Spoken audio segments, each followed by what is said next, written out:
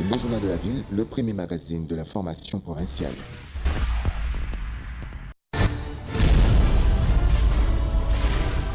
Tout de suite, le journal.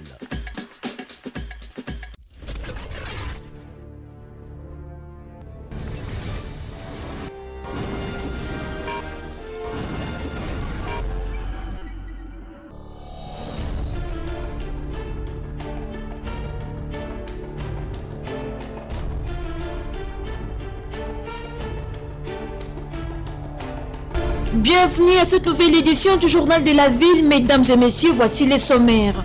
Les agents des Transco persistent avec leur mouvement de grève malgré les pourparlers avec la présidence de la République.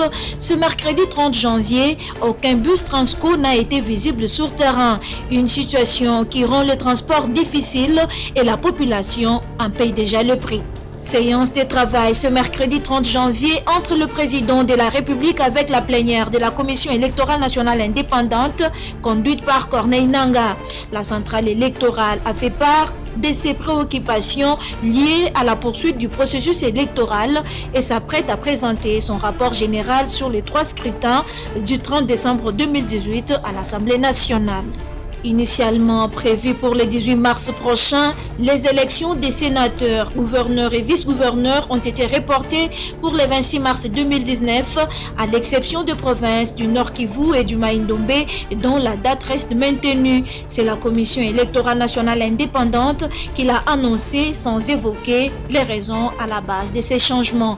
C'est tout pour les sommaires. Mesdames et messieurs, encore une fois, bienvenue dans ce journal.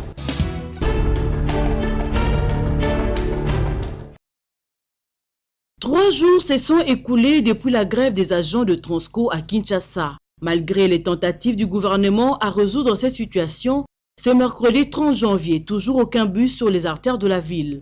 Cet arrêt de travail a des incidences sur la bourse des Kinois qui débourse aujourd'hui près de 2000 francs congolais pour de longs trajets qui, avec Transco, coûtaient 500 francs. Cela vient s'ajouter à la souffrance déjà éprouvée par le Congolais. Pour les agents de l'État, nous avons pas si mingi parce que nous avons un côté IPN. Nous avons IPN qui awana Gombe, nous avons 500. Nous avons 500. Et nous avons 2000 francs. Donc, c'est 1500 francs de plus. Ça peut être mieux pour nous. Ils ont pénalisé Batou, surtout Batou va faire dans la chambre. Pour Bayabou, centre-ville, en tout cas, ils ont pénalisé Batou. Net Koyabou, 1500, 2000. Puis retour sur 1500, 2000. Du côté des conducteurs de véhicules privés, cette situation, on ne le réjouit pas, mais occasionne des phénomènes demi-terrain qui a refait surface. Les demi-terrain est côté, pas transport de salaté. On m'a dit que les gens qui ont été ballon trajet transport ça la exacte. On va demi-terrain et makasi. To sepela ngo te pas pénaliser ba ninga ba famille ba ndeko ba vivre moi de vivre na bango parce que transport ça la bien déjà. Ko ça chaque année ça doit combien d'années transport ça la kaka. Ni la situation transport ça la bien. Pour certains, les dirigeants actuels sont priés de prendre en compte les revendications des agents des Transco, car pour une seule personne, toute la population est pénalisée. Autorité, ça de toute façon, na Kinshasa à la l'aise. Si tu as un train pété, si tu as un train à la ça et là ça va. Il y aura autant de temps. Donc tu as besoin que réhabiliter la société à transport Transco urgemment.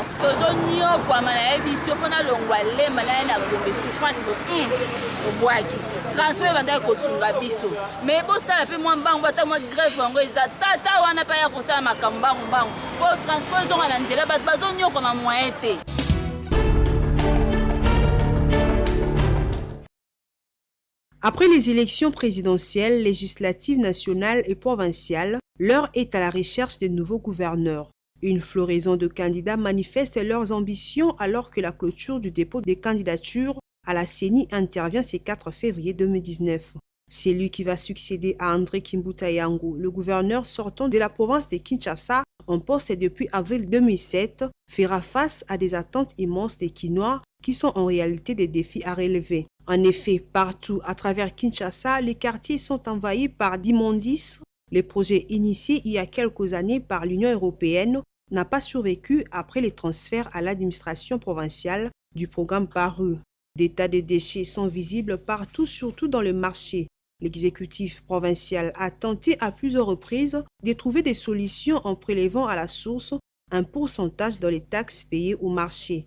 Mais visiblement, la ville reste polluée des odeurs nauséabondes qui l'envahissent.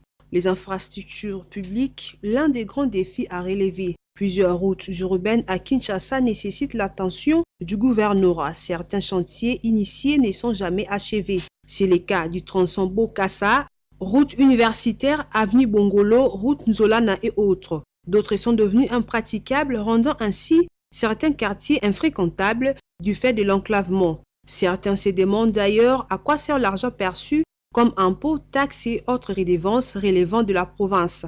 Il y a également la multiplicité des taxes et quittances dans les marchés et autres services. Les Kinois se voient de plus en plus sommés de payer des taxes, voire des doublons de taxes. Une même taxe est perçue par plusieurs services.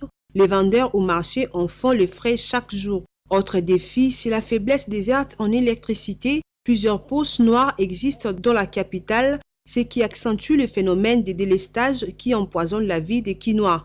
Il en est de même avec la desserte en eau potable. Certains Kinois recourent encore aux puits et fourrages pour avoir de l'eau, ce qui est admissible pour les habitants d'une capitale. La multiplicité de bars et églises causant la pollution sonore, l'éclairage public, les difficultés des transports en commun, voilà un tas d'autres défis auxquels devra faire face le futur gouverneur de Kinshasa. Après les élections en République démocratique du Congo, les institutions du pays connaîtront à ses têtes de nouveaux dirigeants, au niveau national que provincial. Sur ce, la population quinoise a réagi quant à ces attentes qui seront réalisées par le gouvernement provincial afin de redorer l'image de la ville-province de Kinshasa.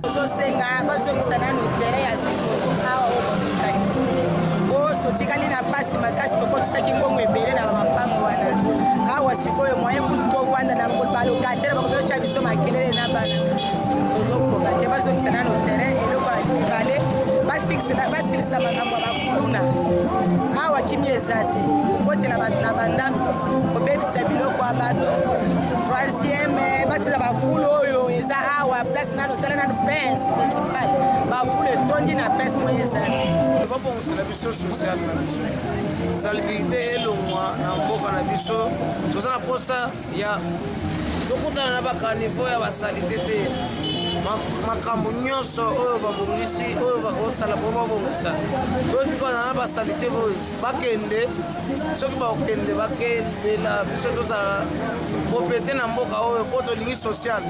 Il serait souhaitable que les autorités qui viendront puissent cette fois-ci répondre aux desiderata de la population car elle en a ras-le-bol.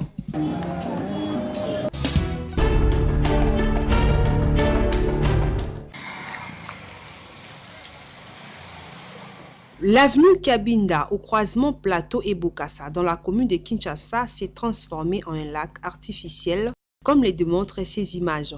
L'eau stagnante, nid des poules et les manques de caniveaux seraient à la base de la détérioration de cette route qui se trouve dans cet état depuis plusieurs mois.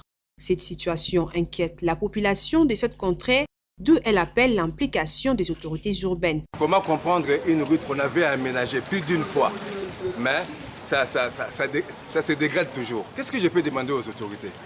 Qu'elles prennent leurs responsabilités. Hein? Quand on fait un tel travail, il y a un audit qui suit. Hein? Si on ne suit pas le travail qu'on fait. Mayo zo dérangé biso makasi zo dérangé pour mituka. Là sur ni passe mingi ko ba mituka zo ku fa belé a wadon to za passe. Osinga ba konja mboka ba yuka population mawa. Musala osala yango. Zela eza ko beba. Ça veut dire gouvernement bazwa charge ya musala na bango. Ba koti que la population ta tinga mituka. So to ko bi 21 ba commune na mayo yo. Soka mutuka sala ko le fouene ba ye ba boto ba sala ba ko sala. Abanyango 21 à 4h du matin. Ba ko ba batwe belé do aba ba perdre belé belé. To singa kana ba gouvernement o ba mbala oyo. Ba tia ba brigade oyo landela ba mabulu. So libula mukie zali fo ba ya mango po ba kanga mbala moko.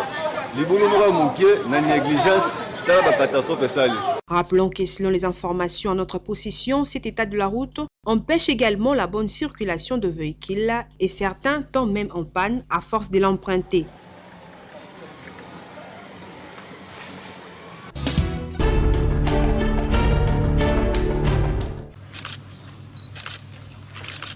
Cérémonie de remise reprise à la chambre basse du Parlement au lendemain de leur installation et après ouverture de la session extraordinaire. Les membres du bureau provisoire de cette chambre ont officiellement pris fonction et vont désormais occuper le bureau de cette institution.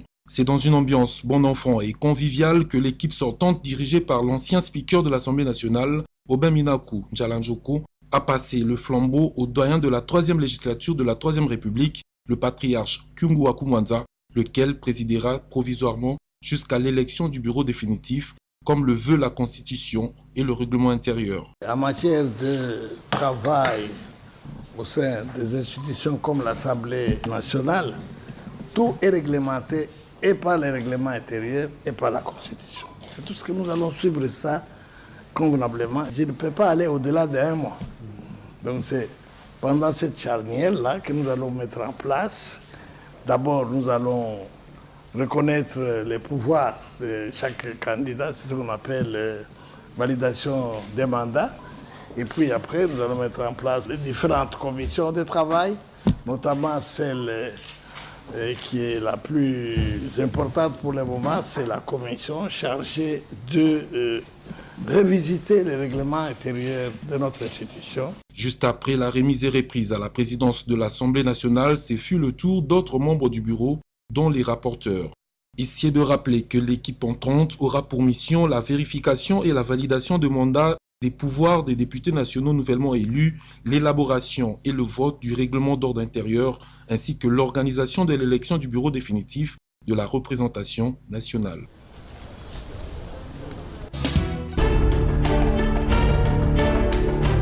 Nous voulons engager tout le peuple congolais.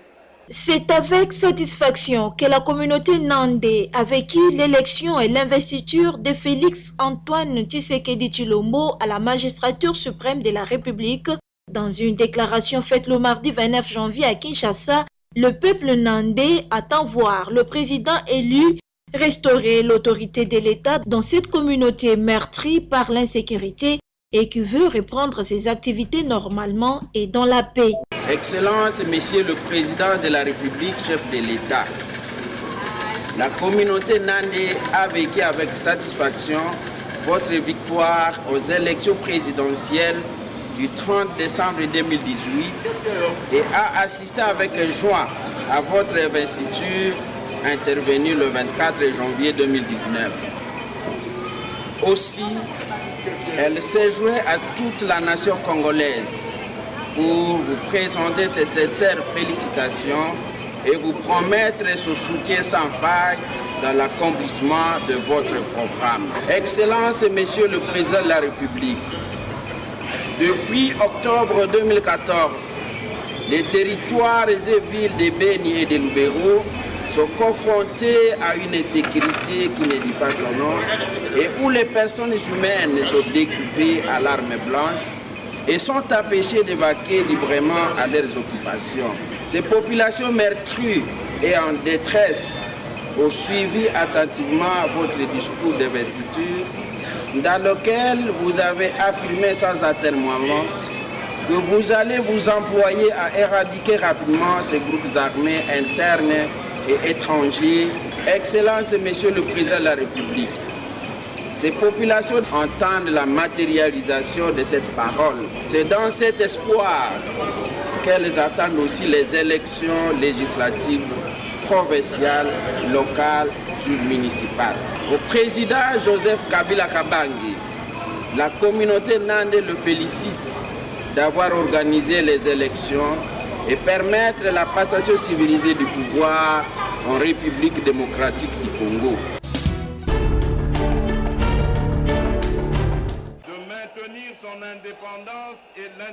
L'avènement de Félix Antoine Tshisekedi à la tête de la République démocratique du Congo ne semble pas faire l'unanimité.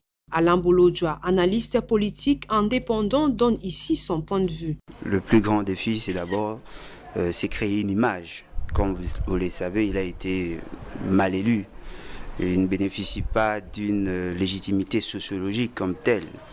C'est un candidat des salons et donc il doit travailler son image pour bénéficier de l'adhésion de la population. Il a la responsabilité de gérer l'État. Et l'État déjà a opté pour la décentralisation, tout simplement parce qu'on s'est rendu compte que pour que nous arrivions à atteindre le développement, on doit donner suffisamment de pouvoir aux entités décentralisées. La réforme de l'administration publique, il a promis à la population d'installer son QG au niveau des Bénis pour la sécurité. J'attends voir ça. Après la législative, le Front commun pour les Congo, plateforme du président sortant, remporte la majorité parlementaire et Alain Bolojoa pense qu'une coalition devient indispensable entre Cash et les FCC. Je crois qu'une coalition est nécessaire pour que nous arrivions effectivement à contourner tout ce qu'il y a comme obstacle. Parce que généralement, la cohabitation est difficile au regard des réalités anthropologiques de notre pays. Il va falloir qu'il y ait une coalition. Et cette coalition sous-entend le rendez-vous du donner et du recevoir. Il a obtenu le pouvoir avec l'accompagnement du FCC. Il doit céder la primature pour qu'il y ait une sorte d'équilibrage.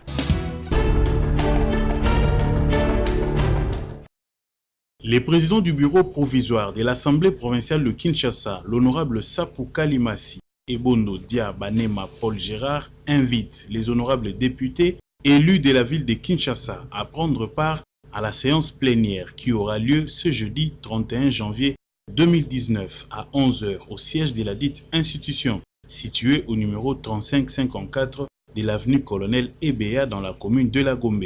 Fait à Kinshasa le 29 janvier 2019, le président du bureau provisoire Sapou Kalimasi et Bondo Dia Banema Paul Gérard.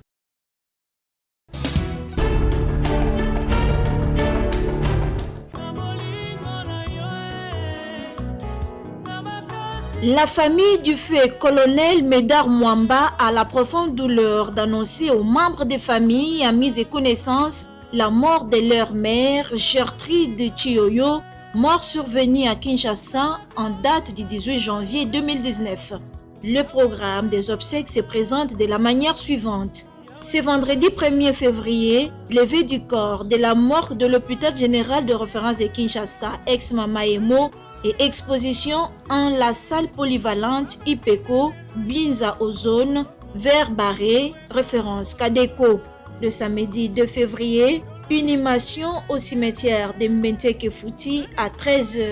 Le deuil se tient à la résidence familiale sur rue Galilée, numéro 9, dans la commune d'Engaliema, référence arrêt DGC Binza Ozone. Ces communiqués s'adressent également à toutes les personnes qui connaissaient Mamou Gertrude Chioyo. Elle n'est plus, Dieu l'a rappelé auprès de lui. Pour la famille Mwamba, pasteur Félix Angoudia, Francis Mwamba, Clarisse Kabasela Tianda Mwamba et Lili Biakasasa.